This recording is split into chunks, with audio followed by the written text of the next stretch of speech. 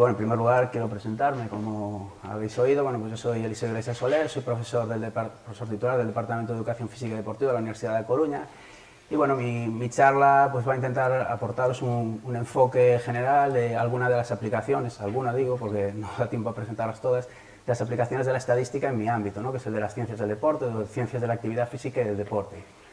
Veo con cierta preocupación porque le hemos puesto un título así un tanto llamativo y venía preocupado con el tema de que muchos pensasen que íbamos a hablar mucho de fútbol y estas cosas.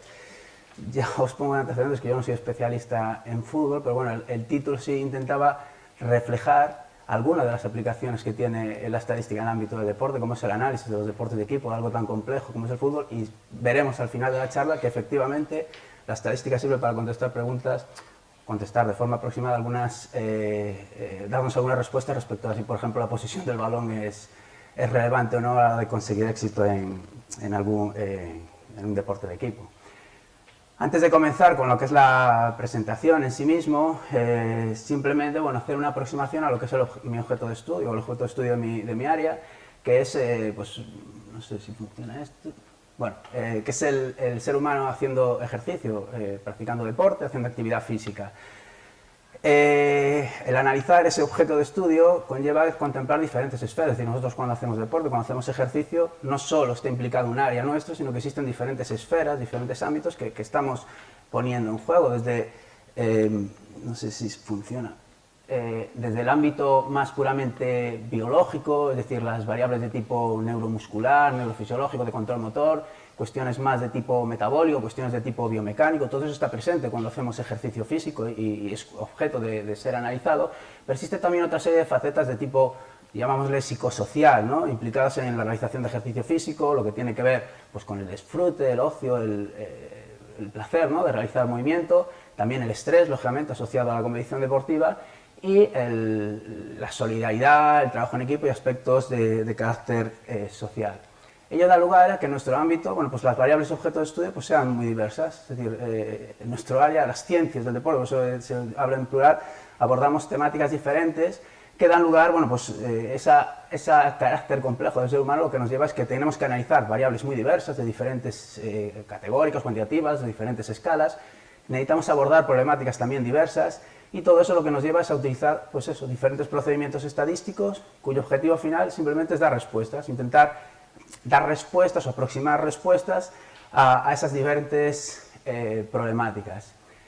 En la charla yo lo que voy a intentar es presentaros algunos ejemplos de tipos de preguntas que podemos plantearnos en nuestra, yo supongo que en todas las áreas, ¿no? Pero serían algunos de los ejemplos que se me ha ocurrido a mí que podrían ser interesantes para vosotros, de preguntas, de cuestiones que intentamos responder en nuestro área. Las he formulado en términos coloquiales también para hacerlo más entendible. Y bueno, pues para explicar modelos de utilización de la estadística en el área de las ciencias del deporte. Vamos a hacer referencia a lo largo de la charla pues, a algunos procedimientos seguidos pues, para responder a cuestiones del tipo de cómo ser, ¿no? Como la canción de Perales, en el sentido de intentar describir o caracterizar una muestra, una muestra extraída de una determinada población. Una segunda cuestión que a veces nos planteamos es, esto como dicen los niños, ¿quién puede más? Si el Superman o no sé quién, pues algo así nos planteamos cuando intentamos comparar unas poblaciones con otras, unas muestras procedentes de una población con muestras procedentes de otra, intentamos determinar qué variables difieren entre sí, entre esas variables.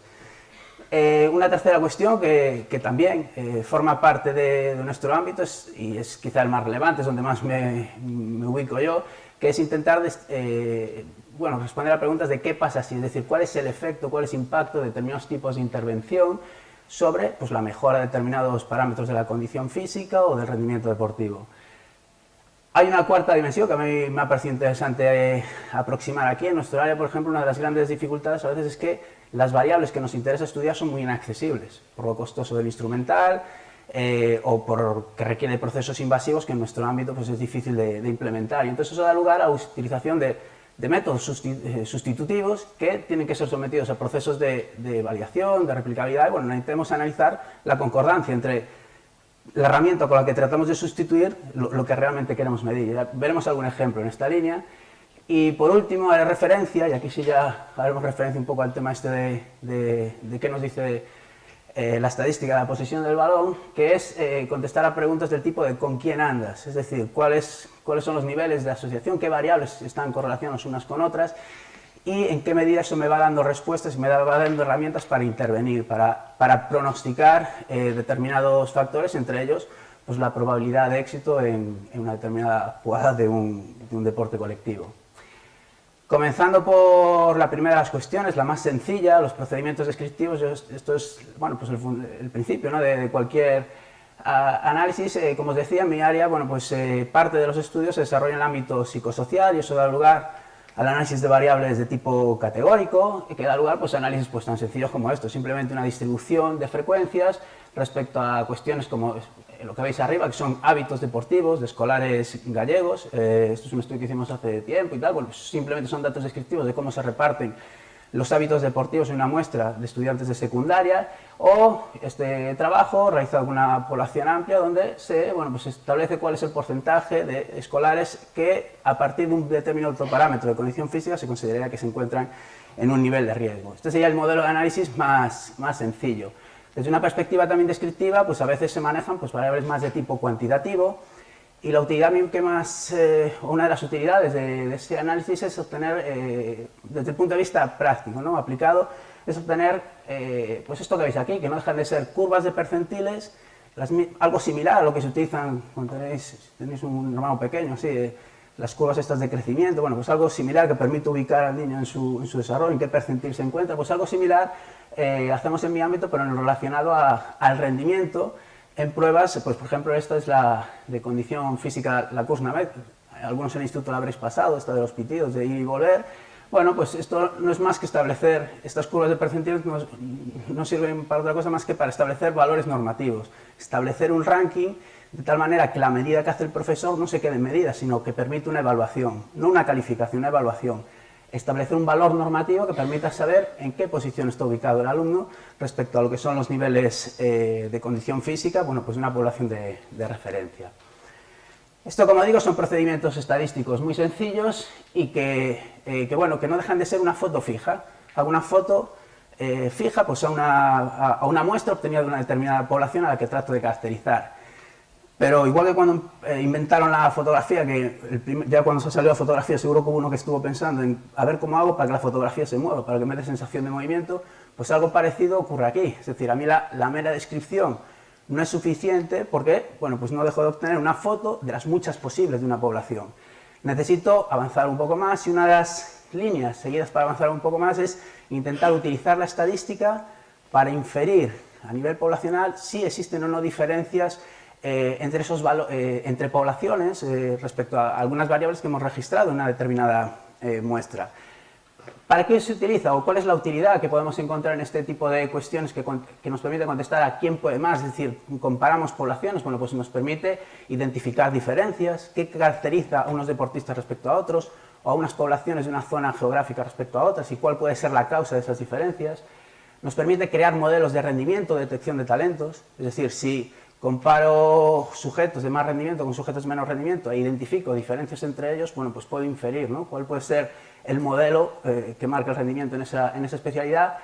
Estimar efectos, bueno, pues en el sentido de si comparo sujetos principiantes con sujetos en fases avanzadas de su especialización deportiva, pues también podré deducir con una gran laguna en medio, pero cuál puede ser la adaptación a ese tipo de práctica deportiva. Vamos a ver algunos ejemplos en esta línea para que tengáis una idea de cómo se implementa esto en nuestro área. Veis arriba, bueno, pues dos ejemplos, ¿no?, de lo que nos permitía la estadística al comparar dos muestras, que es determinar si estas diferencias que vemos a nivel descriptivo, bueno, pues a nivel poblacional podríamos considerar que estas muestras proceden de poblaciones con medias similares, o bueno, con la misma media.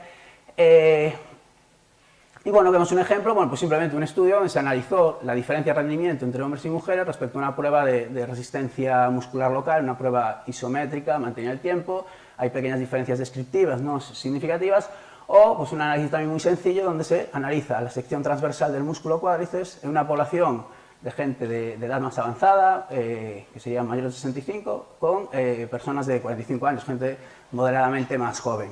Este sería un modelo de comparación de poblaciones muy sencillo, pero se puede complicar un poco más. Estudios de este tipo, donde lo que hacemos, bueno, espero que os vaya permitiendo percibir, bueno, pues cuál es la utilidad de este modelo de análisis, comparar más poblaciones de deportistas a la vez. En este caso, bueno, pues veis la comparación entre rendimientos musculares de deportistas, estos eran halterófilos, jugadores de balonmano, ciclistas, corredores de media distancia y grupo control, y bueno, la comparación respecto a unas determinadas variables. Otro ejemplo de comparación lo encontramos en esto, que estos son las curvas de potencia. Bueno, esto lo que nos permite es asociar cada valor de fuerza en términos relativos, el porcentaje de tu máximo y el rendimiento en potencia que obtienes en un determinado movimiento deportivo. Esto que nos permite hacer la comparación en vertical, comparamos cuáles son los rendimientos de potencia en diferentes poblaciones deportistas, pero también en horizontal, porque nos permite identificar diferencias entre especialidades en cuanto a cuál es el nivel relativo de carga a la que obtienen su pico de potencia, lo que nos va dando, bueno, pues también un perfil de cómo es el rendimiento o cuáles son los factores que pueden determinar o caracterizar el rendimiento en cada especialidad deportiva. Como os digo, bueno, pues esta comparación de grupos sería como si primero tenía la foto fija, ahora la empiezo a mover un poco y ahora ya voy a intentar ver la película, ¿no? Voy a intentar montar la película y saber lo que pasa, porque yo comparo una población de sujetos inexpertos y una población de sujetos expertos y bueno, puedo deducir lo que ha pasado por en medio, pero realmente no tengo constancia de lo mismo. Tengo que dar un paso más allá, conocer la película, conocer el movimiento, y es cuando abordamos ya esta cuestión, que es el qué pasa si, es decir, intentar valorar el efecto, el impacto de determinado tipo de intervención, procedimientos, modos de entrenamiento, protocolos, tipos de ejercicio para mejorar la condición física saludable, etc. Y bueno, pues este tipo de análisis lo que nos va a permitir, entre otras cuestiones, pues valorar tanto los efectos agudos o a medio plazo de diferentes tipos de ejercicios o de programas, contestar a cuestiones del tipo de si es igual el efecto con independencia del tipo de protocolo que utilice, o si los efectos pueden ser dependientes del tipo de población. Eso ya que nos va a remitir al concepto estadístico de interacción, del que bueno, mencionaré algo posteriormente de forma puntual. Vamos a ver algunos ejemplos de este tipo, de análisis de este tipo, de plantearse cuestiones relacionadas al qué pasa si. Esta gráfica que veis aquí, bueno, pues es de un estudio donde intenta analizar un fenómeno que es el llamado cross education, que consiste básicamente en que si yo hago un entrenamiento para la mejora del rendimiento muscular de un segmento, mientras que el otro segmento no se realiza trabajo, bueno, pues existe cierta ganancia de fuerza en el segmento no entrenado. Se cree que es fundamentalmente debido a procesos de tipo de neurales, dado que bueno, pues no hay adaptaciones estructurales, no aumenta el grosor del músculo, pero sí existe mejora del rendimiento muscular. Bueno, pues en este estudio hicieron un análisis muy sencillo. Entrenaron a los sujetos durante una serie de semanas la pierna dominante, vieron cómo iba mejorando su fuerza, y la pierna no dominante, que no entrenaban, pues bueno, pues comprobaron que efectivamente tenía efecto, que iba mejorando la fuerza, el rendimiento muscular en ese segmento. ¿Qué sucede en este estudio? Que aquí se detienen en, cojo una pierna y veo si va habiendo diferencias a lo largo del tiempo, cojo la otra pierna y hago lo mismo.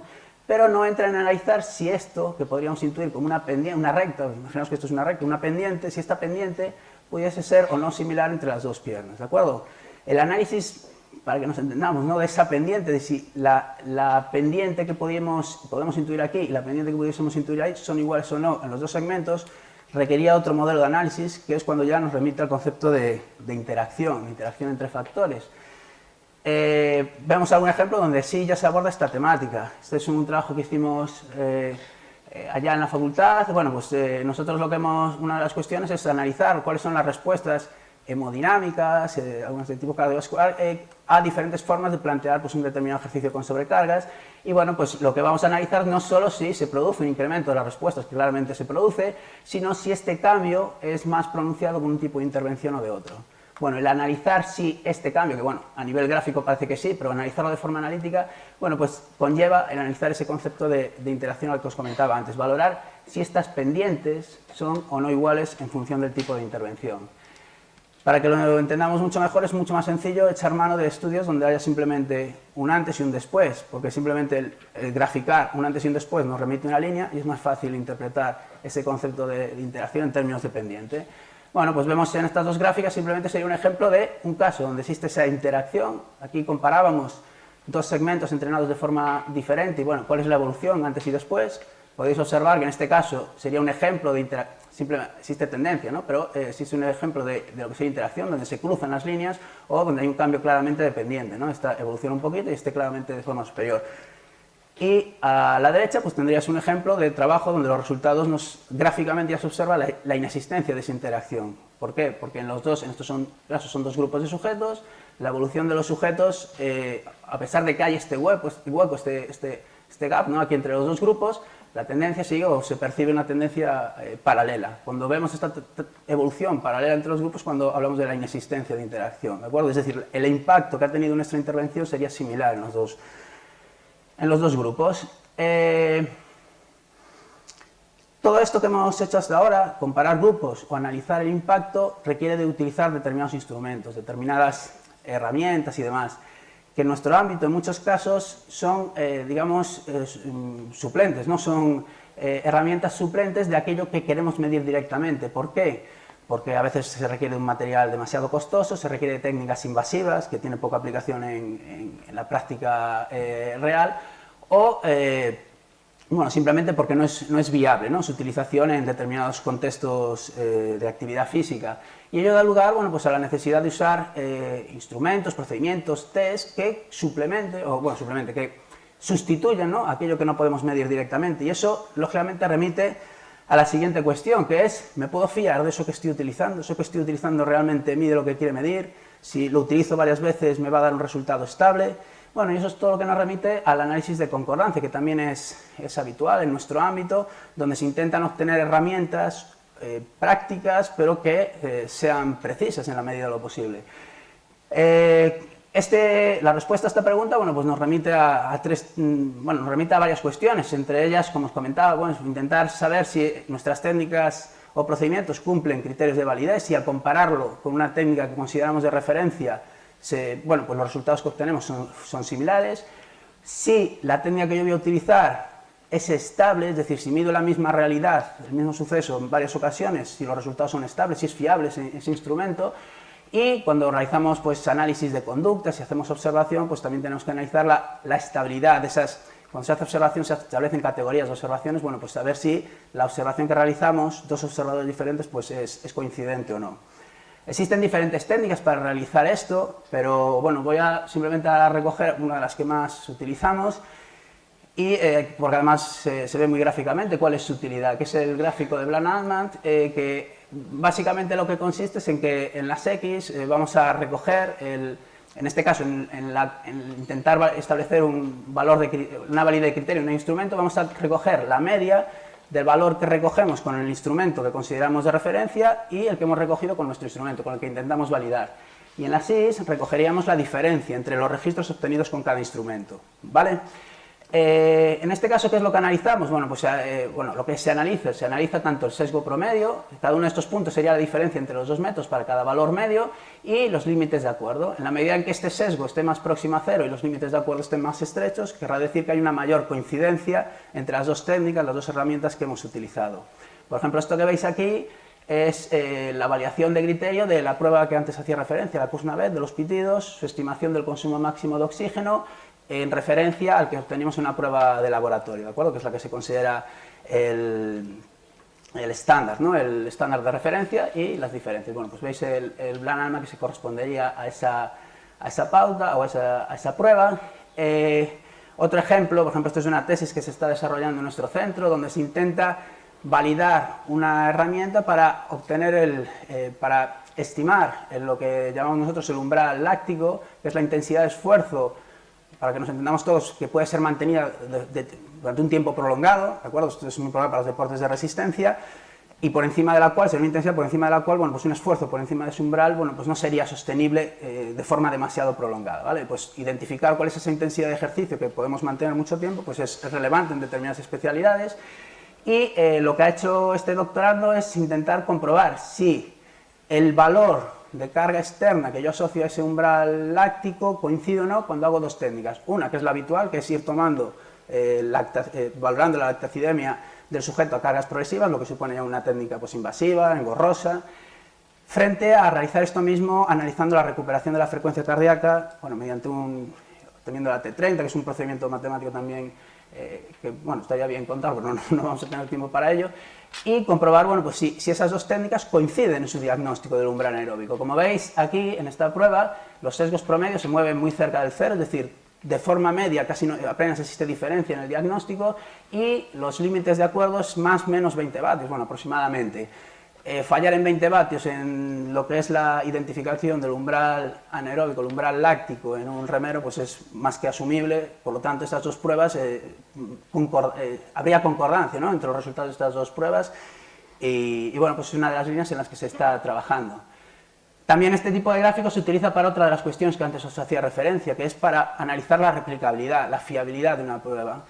Os pongo aquí un ejemplo muy práctico, que son las pruebas que se utilizan, pues, vosotros muchos tendréis el instituto todavía cerca, bueno, pues las que os habría pasado vuestro profesor de educación física en algún caso, y bueno, pues aquí simplemente es una valoración de replicabilidad, en el sentido de que lo que metemos en las X no es el promedio de dos técnicas diferentes, sino es la misma técnica utilizada en dos momentos diferentes, y en las Y las diferentes que se obtienen. Y bueno, pues se analiza si coinciden, si hay concordancia entre el resultado obtenido en una medición en T1 y la medición obtenida en T2. ¿De acuerdo? Entonces se intenta valorar si esas pruebas de campo que utilizamos, bueno, pues si cumplen con ese criterio de replicabilidad mínimo que sería deseable. Bien, todos esos procesos de obtener instrumentos que nos permitan sustituir otros instrumentos más costosos, más complejos, su base, bueno, pues siempre está en la asociación que existe entre eso que yo mido a través de la prueba suplente y lo que yo mido directamente, pues a través de la prueba de referencia. ¿Y eso en qué se basa? Bueno, pues se basa en respuestas previas a la pregunta, a la última de las preguntas a la que quería yo hacer referencia, que es al ¿con quién andas? O ¿tú de quién eres? Cosas de este tipo, cuya respuesta lo que nos remite es analizar pues, lo que es la asociación entre variables e intentar establecer si unas variables pues, nos van a permitir predecir o pronosticar otras a las que no tenemos acceso o queremos predecirlas en el futuro, en el caso de otras situaciones. Podemos plantear, bueno, en nuestro ámbito pues tanto se analiza una asociación entre variables categóricas y cuantitativas y se establecen pronósticos de diferentes cuestiones relacionadas con valores de una determinada variable a partir de otra. Bueno, pues si yo sé que tú tienes una determinada edad, ¿cuál puede ser tu frecuencia cardíaca máxima, por ejemplo? Se pueden hacer estimaciones o predicciones de la probabilidad de que ocurra un suceso y se pueden, bueno, pues con otros modelos más complejos establecer predicciones de recuentos y demás.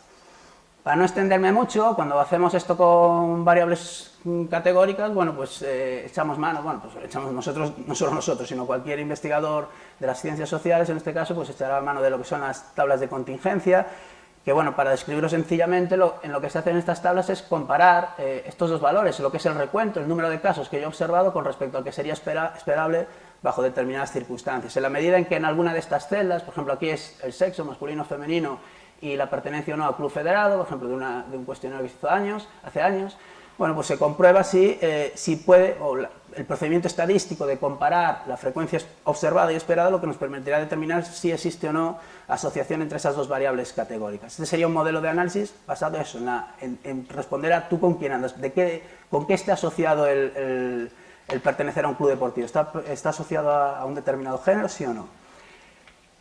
Con variables cuantitativas, bueno, pues este es el procedimiento, lógicamente es el procedimiento también de los más empleados, que es simplemente, bueno, pues valorar en qué medida las dos variables, si las vamos graficando, pues existe una tendencia, pues normalmente de carácter, bueno, en muchos casos los que utilizamos, los más sencillos nuestros serían tendencias lineales, donde podemos observar, bueno, pues que un determinado valor, la tendencia a incrementar una variable está asociada a una determinada incremento en la otra variable. En este sentido es una prueba.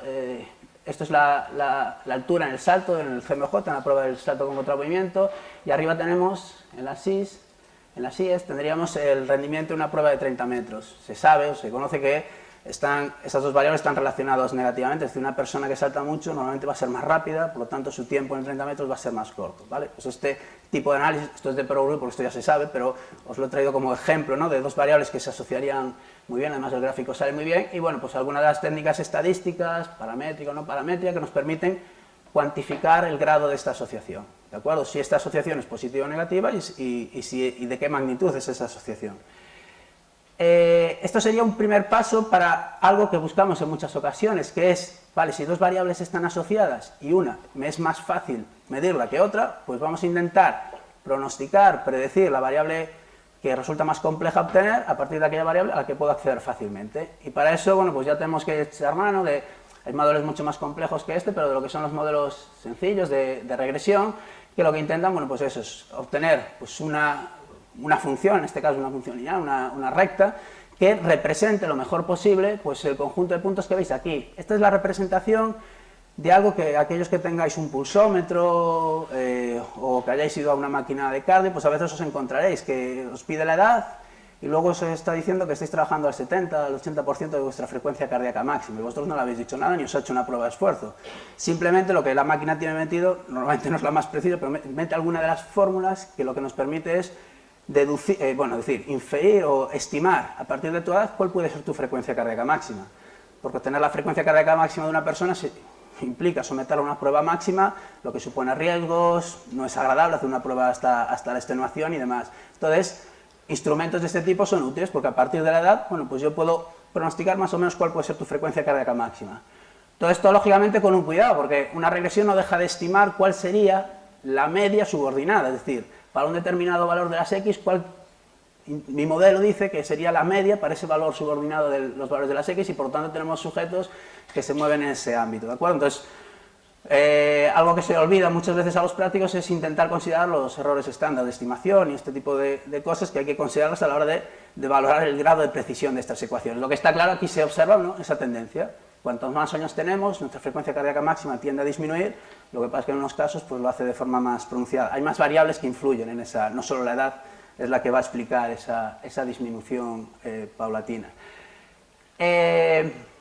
Bueno, pues este era uno de los modelos de regresión que se utilizan. Y la regresión, o lo que sería el concepto de regresión, también es el que se utiliza para contestar a lo que le está preguntando ahora Mourinho a Pep, que es qué nos dice la estadística de la posesión del balón. Yo no sé si esto se lo preguntan, pero sí es verdad que hay técnicas estadísticas que permiten dar respuestas a este tipo de cuestiones. Básicamente, la gente que analiza el rendimiento en deportes colectivos, que es gente muy obsesionada con el tema del ataque, intenta obtener modelos matemáticos que expliquen pues, qué forma de juego, qué categoría de juego puede estar más asociada con el rendimiento, con el éxito, ¿de acuerdo? En deportes fisiológicos, en el atletismo, el rendimiento, antes me preguntaban, ¿no?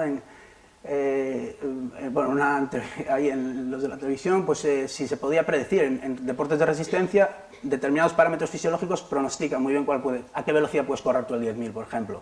Pero el fútbol y este tipo de cosas que están variables, pues es difícil de modelar. Y sin embargo, pues existen modelos estadísticos que permiten hacer estas cosas, ¿vale?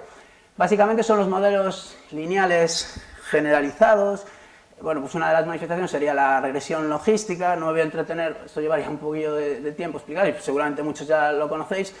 La regresión logística no deja de ser un modelo de regresión, un formato lineal, pero que en este caso lo que pronosticamos no es el valor de una variable, sino es el logaritmo neperiano del ratio que existe entre la probabilidad de que un suceso ocurra y la probabilidad de que ese suceso no ocurra. La probabilidad de meter gol respecto a la probabilidad de no meter gol, por ejemplo, ¿vale? Y bueno, cada uno de los coeficientes tiene una significación, en función de que sea categórico o cuantitativo, bueno, pues nos va a informar de esto que veis aquí, que es el odds ratio, que sería el ratio que existe entre realizar las cosas de una manera y realizar las cosas de otra.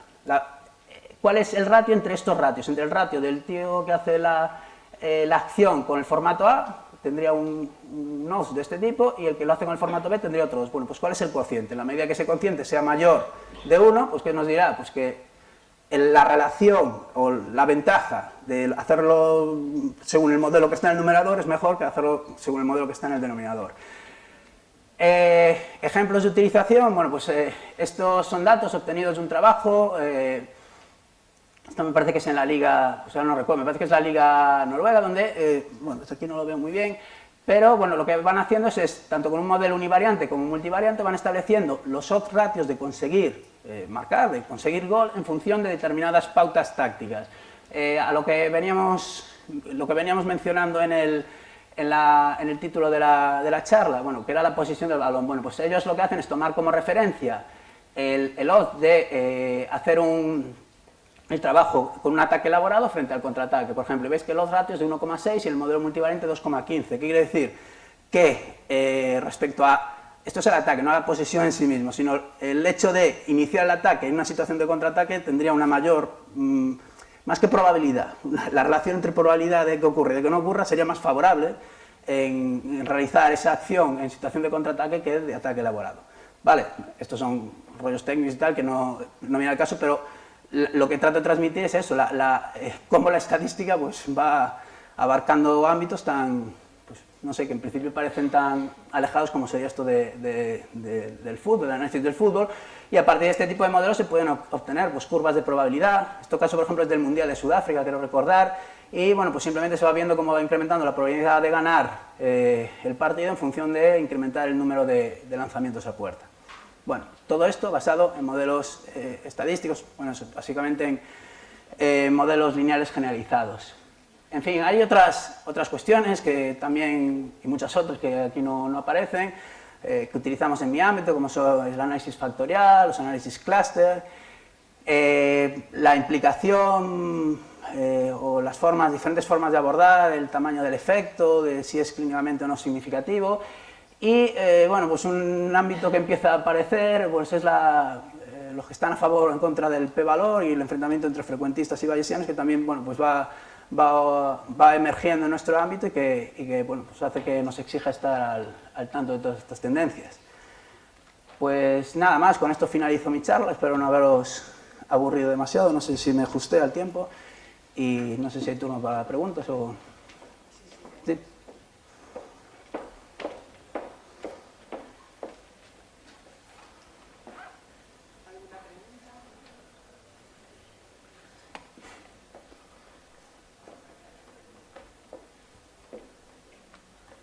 ¿Se anima entonces a hacer alguna pregunta?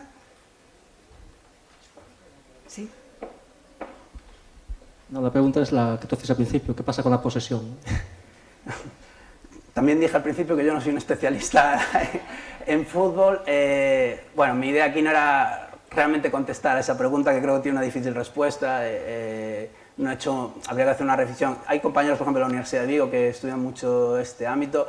No es tan claro, parece ser que tiene más, por lo que yo sé, yo tampoco soy un especialista en la materia, pero la posesión en determinadas zonas del campo parece ser que tiene más capacidad de pronóstico que la cantidad en sí misma.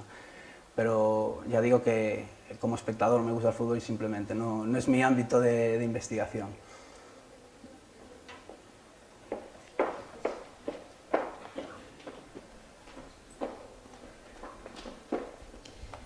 Decías que existe una relación entre entrenar, por ejemplo, una parte del cuerpo y que mejore el rendimiento de la otra. Sí, sí. ¿Se puede? Sí. Sí, ese es el fenómeno.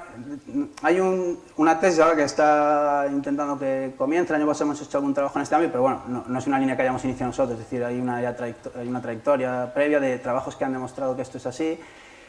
Y hay varias hipótesis para explicar, pero eso es así, es decir, hay una mejora en lo que sería el rendimiento, una serie de valoraciones neuromusculares del segmento no entrenado, lo que abre una gran posibilidad, por ejemplo, en la aplicación en lesionados, en personas que tienen lesión, o incluso el año pasado salió un paper que es el primero que muestra cómo en etapas iniciales de personas que han sufrido un ictus puede tener una aplicación este tipo de práctica. ¿Por qué? Porque normalmente lo que se utiliza con este tipo de patologías es el constraint training, que es simplemente limitar el segmento menos afectado para que trabaje más el segmento afectado.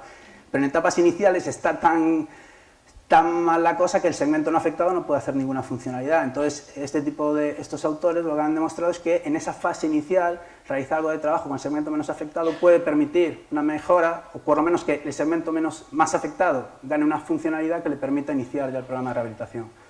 Pero si es así, básicamente las hipótesis que existen son de tipo neural, porque bueno, a nivel estructural no se observan hipertrofia y demás. Se supone que son procesos tanto desde el punto de vista del flujo neuromuscular como del acceso a determinados patrones coordinativos a los que el hemisferio no entrenado pues tiene acceso y bueno, cosas así de ese tipo. ¿Alguna pregunta más? Bueno, pues muchas gracias, Eliseo. Nada.